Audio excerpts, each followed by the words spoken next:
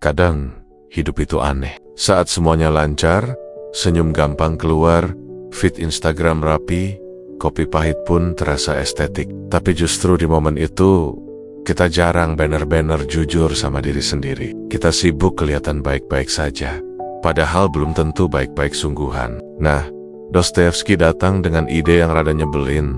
Tapi jujur, manusia baru ketemu dirinya sendiri saat hidupnya retak.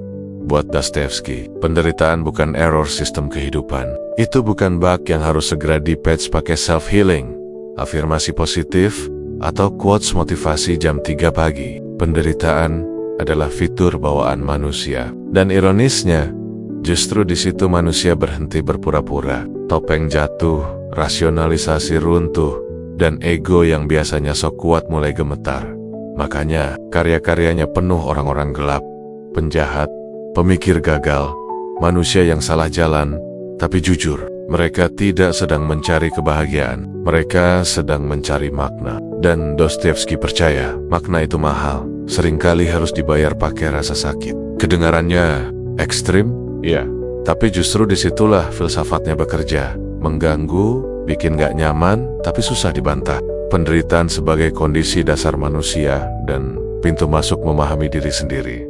Ada satu hal yang jarang kita akui dengan jujur, hidup itu lebih sering sakit daripada indah. Bukan karena hidup jahat, tapi karena manusia memang dibangun dengan kapasitas untuk terluka. Dostoyevsky melihat penderitaan bukan sebagai gangguan yang kebetulan mampir, melainkan sebagai kondisi dasar manusia. Iya, default setting. Kalau hidup diibaratkan aplikasi, penderitaan itu bukan bug. Dia fitur bawaan. Mode enggak bisa. Mode bisa, tapi konsekuensinya kita nggak pernah benar-benar kenal diri sendiri. Masalahnya, manusia punya kebiasaan aneh. Mengira kebahagiaan adalah versi paling autentik dari hidup. Padahal, saat bahagia, kita justru paling pandai berbohong. Senyum gampang, jawaban aman, hidup terasa on track. Tapi jujur aja, berapa banyak dari kita yang benar-benar merenung soal siapa diri kita saat semuanya baik-baik saja? Biasanya malah autopilot. Nah, menurut Dostoyevsky, kejujuran eksistensial justru muncul ketika hidup berhenti ramah. Saat rencana gagal, saat harga diri retak, saat kita nggak bisa lagi pura-pura kuat, di situ manusia mulai bicara apa adanya, walau sambil nangis. Tentu saja, bagi Dostoyevsky, penderitaan itu seperti lampu sorot, terang, menyilaukan, dan nggak nyaman, tapi justru memperlihatkan sudut-sudut diri yang biasanya gelap dan disembunyikan. Ego kita, ketakutan kita, ambisi kita, bahkan kebusukan moral kita, semuanya naik ke permukaan. Dan di titik itu, manusia dipaksa bertanya, gue ini sebenarnya siapa? Bukan versi CV LinkedIn, bukan bio Instagram, tapi diri yang telanjang dari pembenaran. Makanya Dostoyevsky agak skeptis sama gagasan hidup bahagia yang rapi, rasional, dan serba efisien. Menurut dia, kebahagiaan semacam itu sering melahirkan kepalsuan. Manusia jadi proyek optimasi, minim rasa sakit, maksimal kenyamanan. Tapi justru di situ manusia kehilangan kedalaman. Hidup jadi mulus, tapi dangkal. Kayak kopi instan, praktis, tapi rasanya ya gitu-gitu aja. Penderitaan, sebaliknya, memaksa manusia berhenti kabur. Kita nggak bisa lari dari diri sendiri saat rasa sakit datang. Mau distraksi sebanyak apapun, scroll, binge, healing tipis-tipis, tetap ada momen hening ketika batin kita mengetuk. Kita perlu ngobrol. Dan Dostoyevsky percaya, percakapan paling jujur dengan diri sendiri selalu dimulai dari luka. Ini bukan berarti Dostoyevsky memuja penderitaan atau menyuruh orang. Courage bukan juga glorifikasi hidup susah, tapi dia menolak gagasan bahwa hidup yang baik adalah hidup tanpa rasa sakit. Justru, hidup yang sepenuhnya bebas dari penderitaan akan melahirkan manusia yang rapuh, manja, dan asing terhadap dirinya sendiri. Kita takut menderita, padahal dari situlah kesadaran diri tumbuh. Di titik ini, Dostoyevsky mengajak kita berdamai dengan satu kenyataan pahit. Menjadi manusia berarti siap terluka, tapi luka itu bukan akhir. Pintu menuju pemahaman diri, menuju kedewasaan eksistensial, menuju kejujuran yang gak bisa dicapai lewat kebahagiaan semata. Jadi mungkin pertanyaannya bukan kenapa hidup gue begini, tapi apa yang bisa gue pahami tentang diri gue dari rasa sakit ini. Dan mungkin, meski terdengar agak nyebelin, di sanalah manusia akhirnya benar-benar hidup. Kalau kita membaca Dostoyevsky lalu berpikir, ini orang kenapa pikirannya gelap banget? Jawabannya sederhana. Hidupnya juga nggak terang-terang amat. Filsafat Dostoyevsky bukan lahir dari ruang kuliah yang nyaman, tapi dari hidup yang berulang kali menampar wajahnya tanpa aba-aba. Ia tidak duduk santai sambil berpikir tentang penderitaan. Ia hidup di dalamnya. Dan dari situlah seluruh gagasan besarnya tumbuh. Dostoyevsky lahir dan besar di lingkungan yang keras, dengan figur ayah yang dikenal otoriter, dingin, dan penuh kontrol. Rumah yang seharusnya jadi tempat aman justru menjadi ruang disiplin yang menekan. Dari sini, Dostoyevsky kecil belajar satu hal penting. Otoritas bisa membunuh jiwa pelan-pelan. Habengganaya, anak yang penuh ketegangan ini nantinya menjelma menjadi tema besar dalam karya-karyanya tentang kekuasaan, rasa takut, rasa bersalah, dan relasi manusia dengan figur otoritas. Baik itu ayah, negara, maupun Tuhan, bisa dibilang. Trauma masa kecilnya adalah draft awal The Brothers Karamazov. Lalu hidupnya makin serius. Dostoyevsky terlibat dalam lingkaran intelektual progresif Rusia, dan akhirnya ditangkap karena dianggap subversif. Hukuman mati dijatuhkan. Ia dibawa ke lapangan eksekusi, disuruh berdiri, mata ditutup, dan hitungan detik menuju kematian dimulai. Lalu, plot twist tingkat dewa, hukuman itu dibatalkan di detik terakhir, bukan karena salah prosedur, tapi sebagai bentuk pengampunan dari negara. Bayangkan, mentalnya, ini bukan prank, ini eksistensial horor. Pengalaman hampir mati itu mengubah segalanya. Setelah itu, bagi Dostoyevsky, hidup bukan lagi konsep abstrak. Setiap detik punya bobot, setiap napas adalah bonus. Kesadaran akan kematian membuatnya memahami manusia secara radikal. Rapuh, takut, tapi juga haus makna. Dari sinilah lahir obsesinya terhadap pertanyaan-pertanyaan besar tentang kebebasan, dosa, iman, dan penderitaan. Filsafatnya bukan spekulasi, tapi refleksi orang yang sudah menatap kematian dan dipersilakan kembali hidup. Belum cukup, ia masih harus menjalani kerja paksa di Siberia. Dinginnya bukan cuma cuaca, tapi juga eksistensi. Di sanalah ia hidup bersama para kriminal, pembunuh, dan manusia-manusia yang dianggap rusak oleh masyarakat. Tapi justru di situ, Dostoyevsky menemukan kemanusiaan yang mentah dan jujur. Ia melihat bahwa manusia tidak bisa disederhanakan menjadi baik atau jahat. Semua orang adalah campuran kontradiksi. Dan dari sini, karakter-karakter kompleks dalam novelnya lahir. Manusia yang berdosa tapi berpikir, kejam tapi mampu menyesal.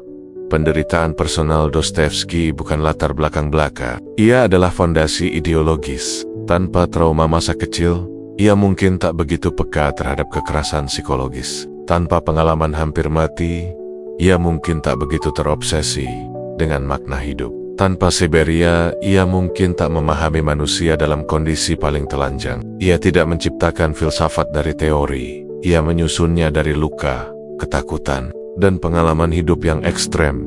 Maka ketika membaca Dostoyevsky, penting untuk diingat, ini bukan pemikiran orang yang hidup nyaman. Ini suara seseorang yang tahu rasanya hampir mati, dihancurkan, lalu dipaksa hidup lagi. Dan mungkin karena itu, filsafatnya terasa begitu dekat, begitu mengganggu, dan begitu jujur. Karena ia berbicara bukan dari menara gading, tapi dari dasar jurang, tempat manusia benar-benar terlihat apa adanya.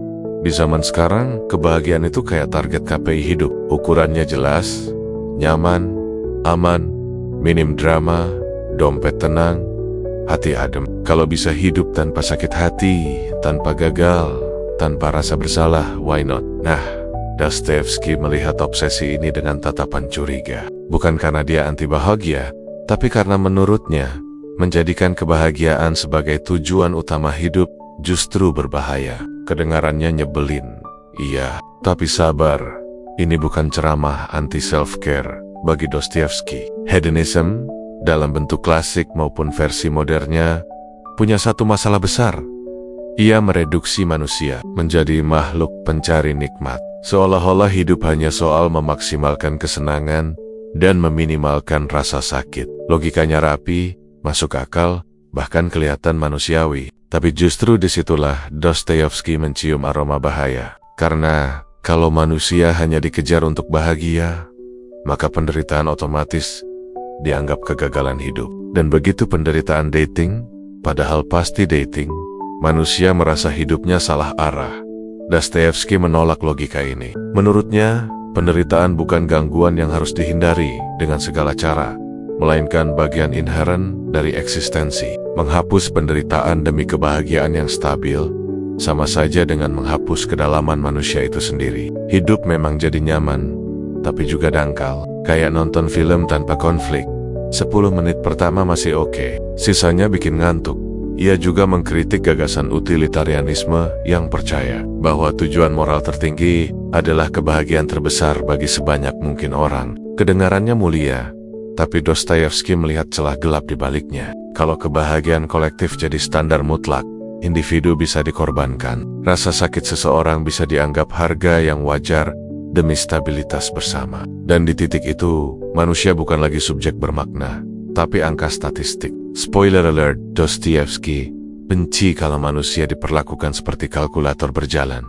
Dalam Notes from Underground, kritik ini muncul secara brutal dan sarkastik. Tokohnya menolak hidup rasional yang serba terukur, bahkan dengan sengaja memilih hal-hal yang merugikan dirinya sendiri. Bukan karena ia bodoh, tapi karena ia ingin membuktikan bahwa manusia bukan mesin pencari kebahagiaan. Kadang manusia memilih sakit hanya untuk membuktikan bahwa ia masih punya kehendak bebas. Aneh, iya, manusiawi, sangat.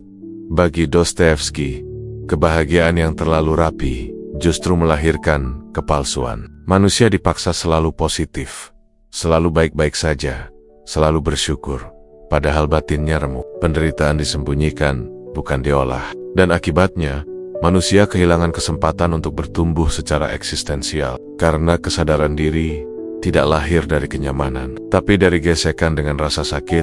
Ini bukan ajakan untuk hidup sengsara atau anti nikmat hidup. Dostoyevsky tidak bilang, ayo cari susah biar filosofis. Yang ia kritik adalah ilusi bahwa hidup yang baik adalah hidup yang bebas dari penderitaan. Menurutnya, hidup yang bermakna justru lahir ketika manusia berani menghadapi rasa sakit, bukan menghindarinya mati-matian. Kebahagiaan boleh datang, silakan. Tapi kalau dijadikan tujuan utama, manusia justru kehilangan arah saat bahagia itu pergi pada akhirnya. Dostoyevsky mengajak kita mengganti satu pertanyaan penting. Bukan lagi, apakah aku bahagia? Tapi, apakah hidupku bermakna? Bahkan ketika aku tidak bahagia? Dan disitulah kritiknya terasa relevan sampai hari ini. Karena mungkin masalah manusia modern bukan kurang bahagia, tapi terlalu takut menderita. Di telinga modern, kata kebebasan terdengar seperti iklan perumahan. Luas, nyaman, dan bikin hidup tenang. Bebas memilih karier, pasangan, gaya hidup, bahkan mau overthinking jam berapa. Tapi, Dostoyevsky datang dengan kabar kurang menyenangkan. Kebebasan bukan hadiah manis yang bikin hidup enteng, melainkan beban psikologis yang sering bikin manusia limbung. Singkatnya, bebas itu capek, dan manusia, anehnya, sering gak siap menanggung capeknya. Menurut Dostoyevsky, kehendak bebas bukan cuma soal bisa memilih, tapi soal harus menanggung konsekuensi pilihan itu. Dan disinilah masalah dimulai. Begitu manusia sadar bahwa ia bebas, ia juga sadar bahwa tidak ada lagi pihak lain yang bisa disalahkan sepenuhnya. Tuhan, negara, sistem, orang tua, semua bisa disalahkan sebagian, tapi keputusan terakhir tetap milik kita. Kesadaran ini bikin manusia gelisah, karena ternyata hidup tanpa penjara eksternal justru menciptakan penjara batin. Dostoyevsky melihat banyak manusia sebenarnya tidak benar-benar menginginkan kebebasan. Mereka menginginkan kenyamanan. Kebebasan menuntut tanggung jawab, sementara kenyamanan meminta kepatuhan. Maka tak heran, manusia sering lebih rela diarahkan, diatur, bahkan dikekang, asal hidup terasa stabil. Bebas itu indah secara teori, tapi di praktiknya bikin kepala pening. Kayak disuruh milih menu di kafe dengan 40 halaman, kelihatannya menyenangkan. Ujung-ujungnya stres, sendiri. Dalam Notes from Underground, tokohnya dengan sengaja memilih hal-hal yang merugikan dirinya. Ia tahu pilihannya tidak rasional, tidak menguntungkan, bahkan menyakitkan. Tapi justru di situ ia merasa hidup. Ia memilih penderitaan sebagai bentuk perlawanan terhadap dunia yang ingin merapikan. Manusia menjadi makhluk rasional dan bahagia. Buat Dostoyevsky, ini bukan kebodohan, tapi pernyataan eksistensial. Manusia lebih memilih kebebasan yang menyakitkan daripada kebahagiaan yang dipaksakan.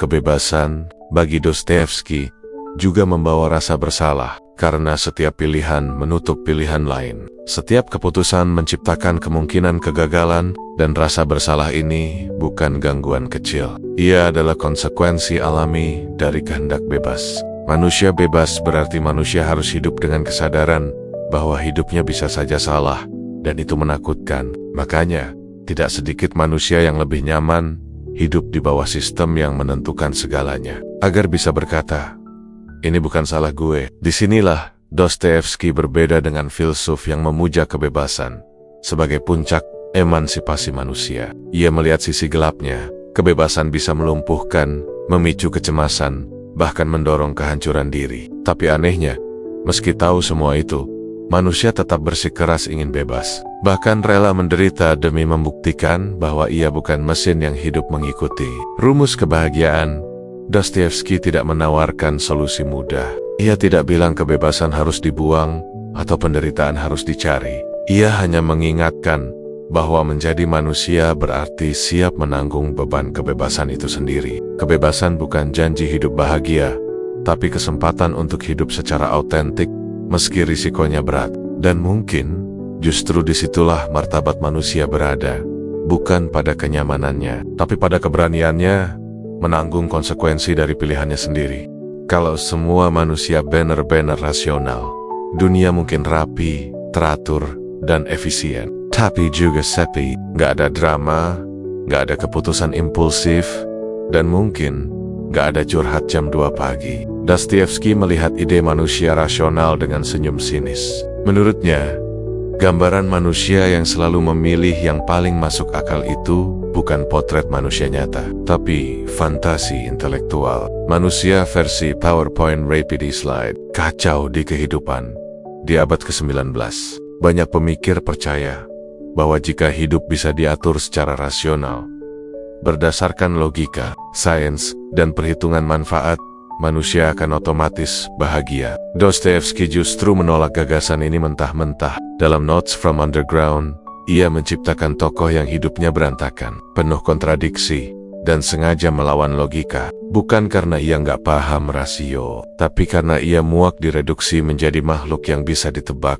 Underground Man tahu apa yang rasional. Ia tahu mana yang menguntungkan, mana yang masuk akal. Tapi justru karena itu, ia memilih sebaliknya. Ia menyakiti dirinya sendiri, menolak kebahagiaan yang tersedia, dan bersikap destruktif. Kenapa?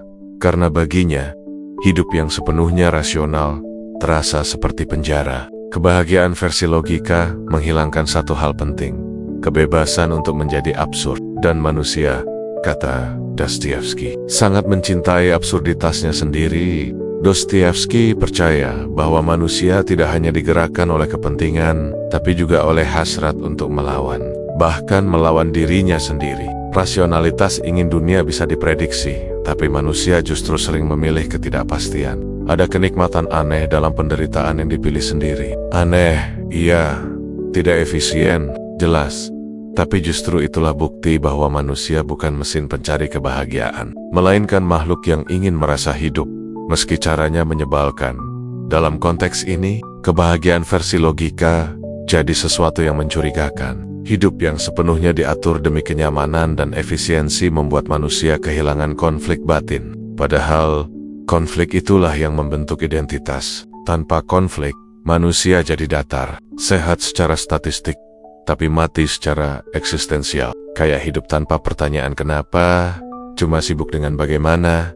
Notes from Underground bukan buku motivasi, isinya lebih mirip teriakan orang yang menolak disederhanakan. Dostoyevsky seakan berkata, jika kebahagiaan menuntut manusia berhenti menjadi kontradiktif, maka kebahagiaan itu terlalu mahal. Manusia berhak memilih yang tidak rasional, berhak salah, berhak menderita, karena dari sanalah kesadaran diri tumbuh. Penolakan Dostoevsky terhadap manusia rasional bukan berarti ia anti logika. Ia hanya menolak menjadikan logika sebagai penentu tunggal hidup manusia. Rasio penting, tapi tidak cukup. Ada wilayah batin yang tidak bisa dijelaskan oleh rumus. Ada luka, dorongan, dan keinginan gelap yang tidak patuh pada grafik.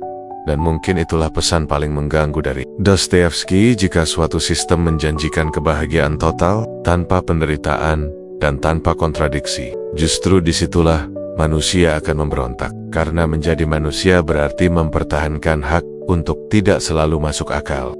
Secara teori, hukum negara itu sederhana. Melanggar aturan, kena hukuman. Clear, tegas, pakai pasal. Tapi Dostoevsky datang dengan pertanyaan yang bikin sistem hukum kelihatan polos.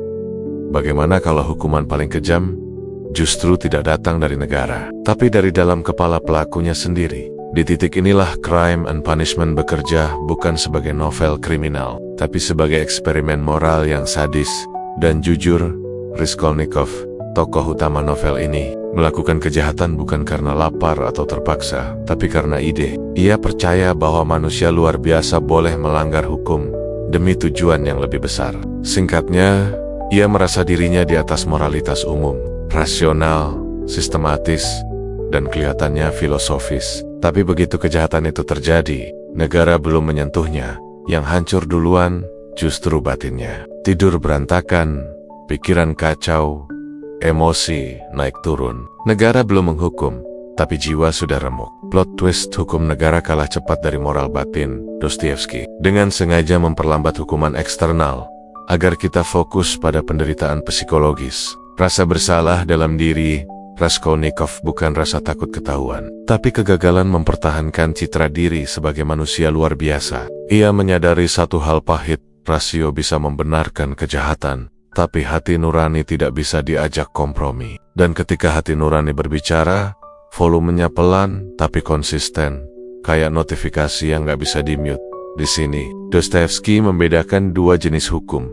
Hukum negara yang bekerja lewat pasal dan aparat, dan hukum batin yang bekerja lewat rasa bersalah, malu, dan penyesalan. Hukum negara bisa ditunda, dinegosiasikan, bahkan dihindari. Tapi hukum batin, ia dibawa kemanapun. Dan ironisnya, semakin pintar seseorang membenarkan tindakannya, semakin kejam hukum batin bekerja. Intelektual tinggi bukan imun dari rasa bersalah, kadang malah memperparah penderitaan psikologis yang dialami. Raskolnikov menunjukkan bahwa manusia tidak bisa direduksi menjadi makhluk rasional yang taat pada logika semata. Ada lapisan moral yang lebih dalam, yang tidak selalu sejalan dengan hukum tertulis. Negara bisa memaafkan, sistem bisa mengampuni, tapi batin manusia punya standar sendiri. Dan standar itu seringkali lebih keras, lebih personal, dan lebih menyakitkan.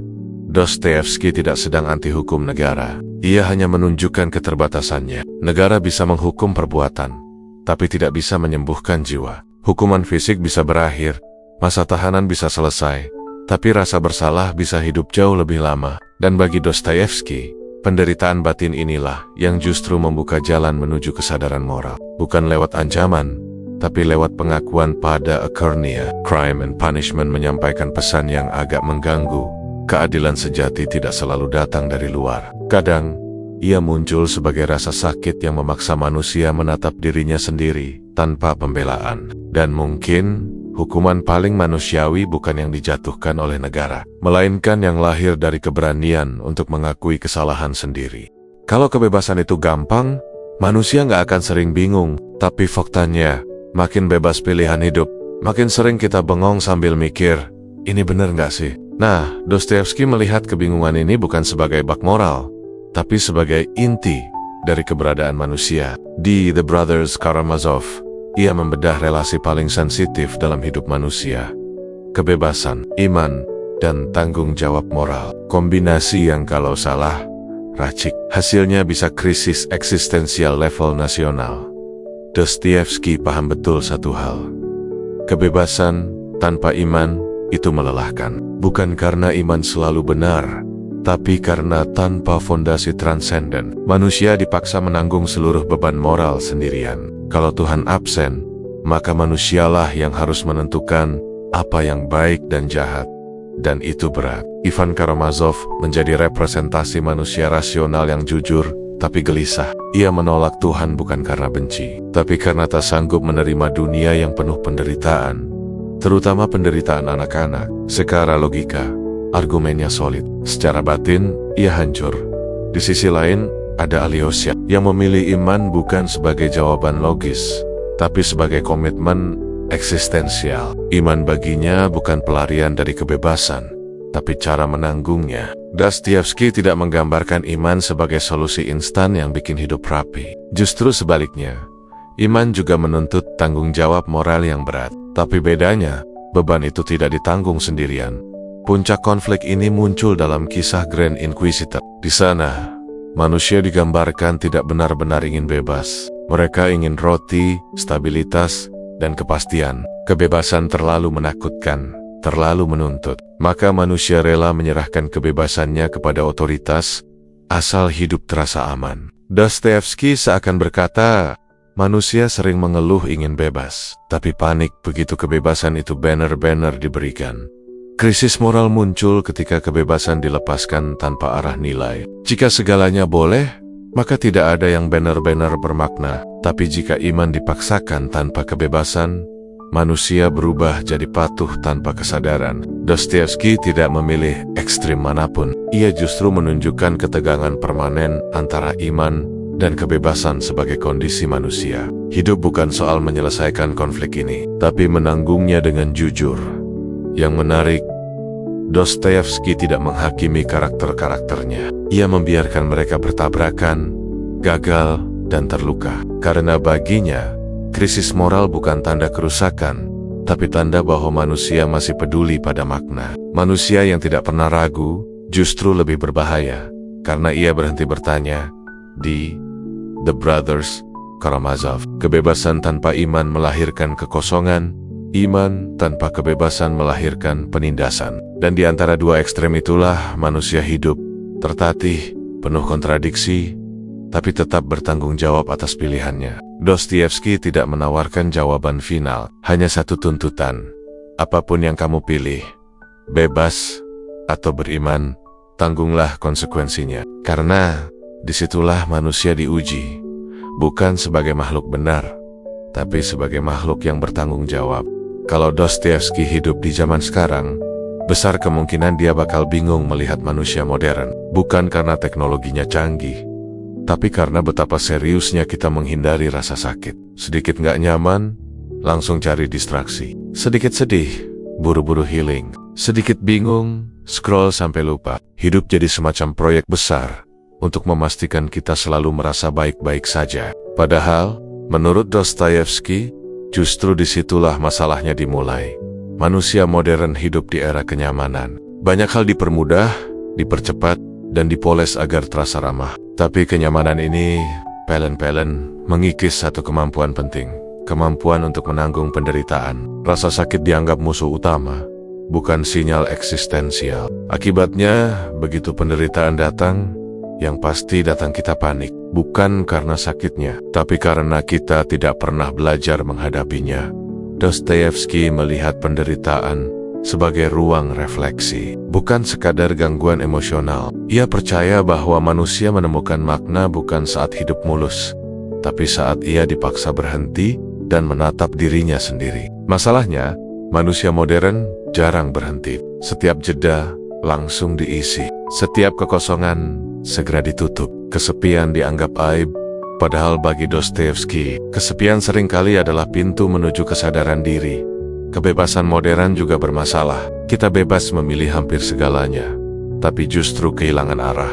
Pilihan banyak, makna tipis, bebas tanpa orientasi nilai, membuat manusia lelah secara batin. Dostoyevsky sudah mengantisipasi ini jauh hari. Kebebasan yang tidak ditopang makna akan berubah menjadi kecemasan, dan kecemasan yang terus-menerus, kalau dibiarkan, berubah jadi kekosongan. Di tengah budaya optimasi diri, produktif, positif, progresif, Dostoyevsky terdengar seperti orang yang merusak suasana. Ia menolak gagasan bahwa hidup yang baik adalah hidup yang selalu bahagia. Ia justru mengajak manusia bertanya, untuk apa semua kenyamanan ini kalau kita tidak tahu siapa diri kita? Bagi Dostoyevsky, hidup yang terlalu nyaman seringkali melahirkan manusia yang rapuh, mudah tersinggung, dan alergi terhadap konflik batin. Relevansi Dostoyevsky hari ini terletak pada keberaniannya mengakui sisi gelap manusia. Ia tidak meminta kita mencintai penderitaan, tapi mengakuinya sebagai bagian dari hidup. Menghindari rasa sakit mungkin membuat hidup terasa aman, tapi juga membuatnya dangkal. Tanpa penderitaan, tidak ada pertaruhan eksistensial. Tanpa pertaruhan, hidup kehilangan bobot. Pertanyaan Dostoyevsky di era modern jadi sangat tajam. Apakah kita benar-benar hidup, atau hanya sibuk memastikan hidup tidak terasa sakit? Apakah kenyamanan telah menggantikan makna? Dan yang paling mengganggu, apakah kita masih sanggup menderita demi sesuatu yang lebih besar dari sekadar merasa baik-baik saja? Mungkin jawabannya tidak nyaman, tapi seperti yang selalu ditunjukkan Dostoyevsky, ketidaknyamanan itulah tanda bahwa kita masih manusia. Di seri pembahasan ini, kita membedah filosofi Dostoyevsky dari hulunya. Penderitaan, kebebasan, rasa bersalah, iman, sampai relevansinya di era modern yang alergi rasa sakit. Kita melihat bahwa bagi Dostoyevsky, manusia bukan makhluk rasional, pencari kebahagiaan, tapi makhluk rapuh yang justru menemukan makna lewat luka, konflik batin, dan pilihan-pilihan sulit. Penderitaan bukan kutukan, kebebasan bukan hadiah manis, dan kebahagiaan bukan tujuan final. Hidup, menurut Dostoyevsky, adalah proses menanggung konsekuensi menjadi manusia, dan itu tidak selalu nyaman. Tapi jujur, kalau kamu capek sama konten yang cuma bilang semua akan baik-baik saja, tanpa pernah tanya apa maknanya, channel ini adalah tempat buat mikir bareng, ragu bareng, dan sesekali overthinking dengan elegan tenang. Gak pakai rumus matematika, kita bahas filsafat, humaniora, dan ide-ide besar dengan bahasa santai. Karena mikir serius gak harus selalu tegang kayak ujian akhir. Kesimpulannya sederhana tapi mengganggu. Mungkin masalah manusia modern bukan kurang bahagia, tapi terlalu takut menderita. Don kata Dostoyevsky, selama kita masih berani menanggung luka demi makna, kita belum sepenuhnya kehilangan kemanusiaan.